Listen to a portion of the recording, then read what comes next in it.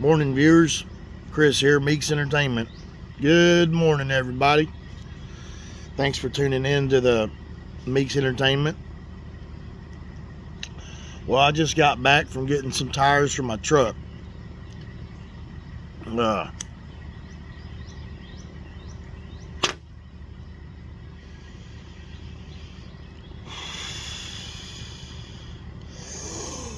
was only going to get 2 tires for my truck, and I got down there and they ran a check on my tires, and the last newest tire that I had bought for the truck had already been worn down significantly. So unfortunately I had to buy all 4 tires this morning, which set me back way back. You know, I was only expecting to buy 2 tires, and something unexpected happened and had to turn around and buy 4 tires, which was, of course, triple the money. I would say double, but in this day and time, that would be invalid, because with inflation and taxes and all the extra little fees they hit you with, wow. I can't say double, so it was triple the finances that I had to come off of this morning for that. So I guess we could say, in layman's terms, I'm broke. But definitely got to figure out a way to get back to work. Update: my company, my team, and my whole job have not called me in about 2 weeks. So my actual job, I've been off for 2 weeks. So I guess that I'm gonna have to call them and find out what the deal is. Where's the freaking work? Am I fired? Did they let me go? Do they not want to use me anymore? Sometimes it feels that way. It's happened that way before, and I get the feeling like, you know, they're done with me or whatever, you know, and it's not true. I know it's just a bunch of crap in my head. It's just slow right now. You know, it's always this time of the year, a lot of the things that I do are slow this time of year, but it usually picks up, you know, down the road a little bit during the year. But I'm not complaining. I'm just throwing it out there that some unfortunate things kind of came my way this morning, with unexpected buying 2 more tires than I was going to buy. So that's just life. I just want to say, for people that are listening to me, about life's little twists. Yeah, they can throw a little twister ball at you sometimes when you're up to the bat. You're playing baseball and the pitcher throws you one of those trick balls. And to this day and time, pitchers, they still use trick balls. They still have curve balls and slow ball and fast balls. And back when I was, you know, in baseball, you know, I tried, you know, to learn all those trick throws and all that, you know. I never really could get it that good. I never really was a good pitcher. I have played the pitching position a few times. One time I was playing pitching position, man, and I got my nose broke. That broke me from my baseball career. But I was out doing the pitching, and at that time they had a machine doing the launch of the ball. When I was the pitcher, the actual man standing there, because I was young, you know, about 14, 15. And, you know, the man standing there would put the ball in the machine, and it would pitch the ball to the batter. Batter's up there. Well, the batter hits the ball. It was a grounder straight towards me. I mean, this guy hit that ball, man, and that grounder was coming right at me. And what's the first thing you do when you see a grounder coming your way? You go down with the glove like this. Well, I went down with the glove, and lo and behold, right here on my thumb, on the glove, and right up my arm, I went down like this, and the ball had went right up here, right up my arm, and went bap, right in the nose, right in the kisser, man.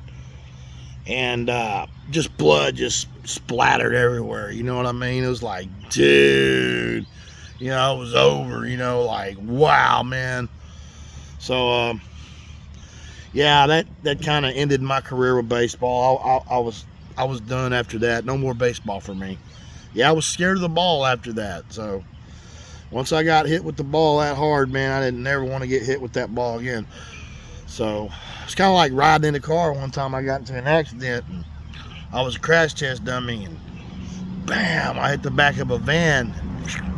Didn't have my seatbelt on, man, and the only thing that stopped me from ripping through the windshield was the steering wheel. Had a Toyota imprint on my chest, and I had a lot of road rash. I think you probably still see it. I had some really bad road rash right here on my forehead. You can still see it right in there from where I hit the windshield. But anyway, that broke me from riding in a car. Yeah. I wasn't stepping back in a car. I wouldn't step a foot back in a car for a while, man. It took me a minute to ease back off into a vehicle, you know, I mean, I was broke, you know. It was like breaking a horse, you know. So anyways, that was that story. Heck, I could probably sit here and tell some more stories, but nothing really comes to mind. I just wanted to say that some unexpected circumstances, you know, sometimes pops up, you know, in our lives. And the moral of the story, as I'm trying to get to this morning, as a whole, the whole film I'm talking about this morning, is sometimes life hits us with surprises, and it's just all about how we take and deal with them, you know, as they hit us. How do we react? How do we respond? Well, like when a crisis hits or unexpected thing happens, we just deal with it and try to keep moving forward.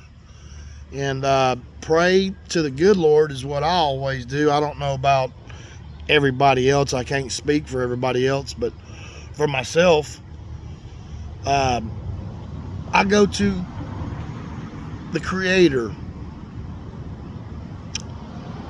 in prayer and ask Him if He will rectify the situation, guide me, and you know, just try to work the situation out. You know, maybe work a miracle or something. But it's very important to me that I reach out to the man upstairs about my problems.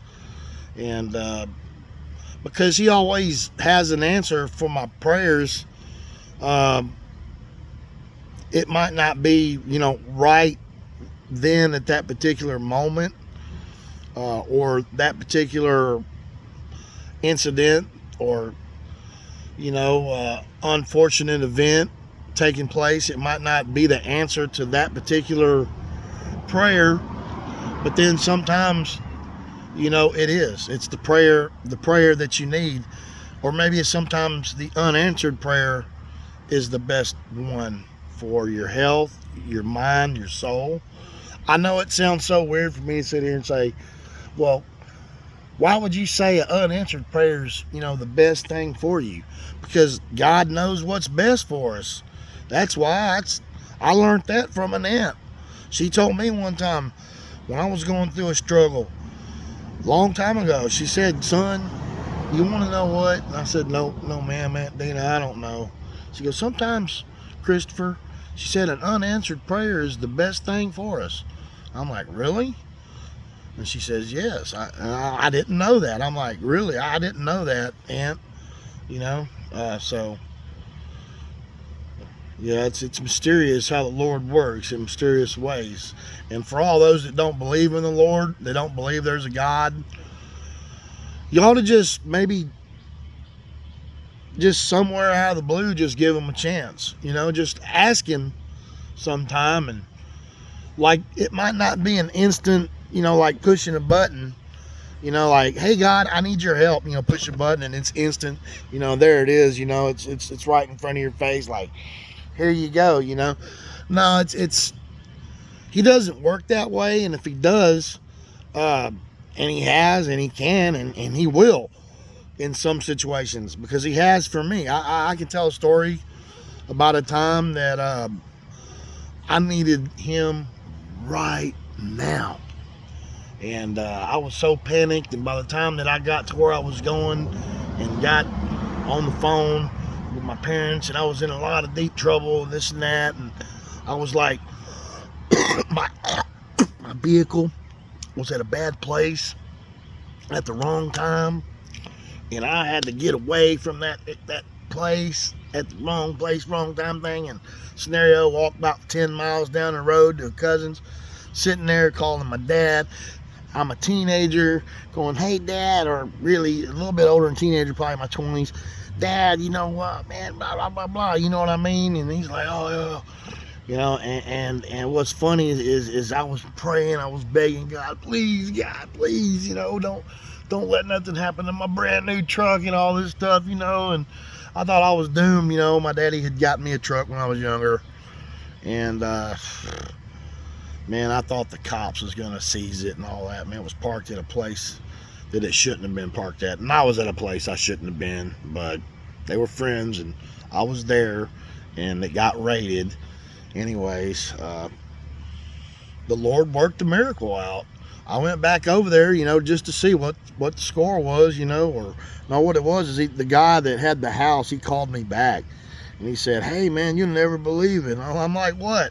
He says, dude, they had the wrong address. I'm like, what? He says, yeah, man, their search warrant had the wrong address. It said, it had the right address and everything on there, but the only thing that was wrong was it was West Road instead of East. So I'm like, what? That's the only thing that stopped you from like 30 cops, man, busting you, dude, and all this and that. Like, yeah, they had a search warrant that came up in there, man, and dude, like, they were out there, man. And he's like, he opened up a window, man, and told me, man, you better get out of here. So that's what I done. I jumped through that back window, man, and I hightailed it to the street in the back there, and I started walking, buddy, and I just left that trunk. You know what I mean? But that was one time there that I was begging God, you know, to please, God, you know, don't let them take my truck and all that, because I was going to lose it, because they was there to get that place shut down, because back then, a long time ago, man, that dude was a drug dealer, and I was at his house, man, and this guy, he pretty much had the whole neighborhood sewed up with what he was doing, and the cops knew it. Well, the cops couldn't bust this guy. This guy was too freaking slick, man. And they never could bust the dude, so what the cops ended up doing is they ended up burning his house down. Yeah, it's a true story. So anyways, it was kind of a twisted thing, man. This dude was a cool guy, man, everything, man, but he was pretty slick, man. Them old cops, man, never could bust him. It was funny as shit. He'd always come back laughing, man, like, man, they just can't get me. I'm like, yeah, I know. And wow, man, you know, it's something else, man. I got a lot of stories, man, to tell, but that was one time. That wasn't me. So yeah, nowadays I'm way too old for that shit. I stay out of trouble these days. But anyway, this old boy, man, he was slick. Like I said, the cops never could bust him, and he finally died, though. You know, I got news about 2 or 3 years ago, I believe it was, from his his gal he was married to, his wife or whatever he had married, that he had passed away from a heart failure or something like that. The old boy I'm talking about, he was my dungeon master way back in the days, man. When I first started playing D&D and Magic the Gathering and all that, man, we'd have a whole, this guy, man, he had so many freaking cards for Magic the Gathering. He had a whole room of his house designated to nothing but the game. And he had like cards on the walls, tables up against the walls, all cards, man. You walk in there, man, he had everything all, sequenced in color. Like colors. If you play Magic the Gathering, you know what I'm talking about. But he had, all the sets of cards, man. It was all set up, man. It was pretty crazy. Well, anyways, man, I'm not going to hold you guys up today any longer. I'm already way over my limit. I think I went in 15 minutes, 40 seconds over my limit. Meeks Entertainment, I'm Chris, and if you could, don't mind, subscribe to my channel. And if you would, throw me a little thumbs up there on the like button. And I'll be glad to come back and tell you guys some more stories. Anyways, until next time, y'all keep it real out there. And let's stay blessed by the best. And like I'm here to put out positive messages only. I'm not really here to talk about anything else other than positive messages. So the moral of that whole story was God was there for me exactly when I needed him. And I called out to God, and he miraculously changed the address on that search warrant, and I did not end up losing my truck that day. So God does work miracles, and that was a miracle in my life that he did work out. And he has worked out other miracles for me, but that was just one example that I wanted to throw out there. And I hope that helped someone out there that may not know God or think God's real or exists. Anyways, I appreciate everybody listening today. Have a great day. Meeks out.